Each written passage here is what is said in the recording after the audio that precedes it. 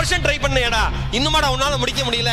உங்க அப்பா சொல்லலாம், நீ இந்த 4 வருஷம் வேலை பார்த்திருந்தா உருப்பிட்டு இருப்பேன்னு.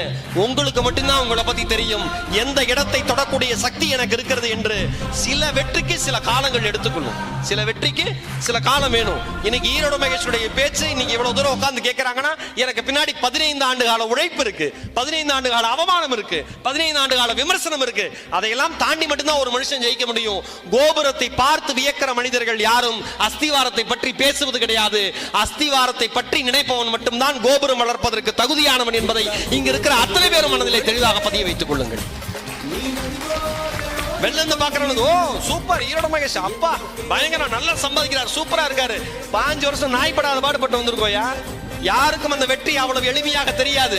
ஒரு விஷயம் நம்மால எல்லாம் வச்சிருக்கான், அவன் படிச்சு, அவன் ஜெயிச்சு, அவன் உழைச்சு, அவன் வாழ்க்கையில சக்சஸ் ஆயிட்டானா அதுக்கு பேர் உழைப்பு.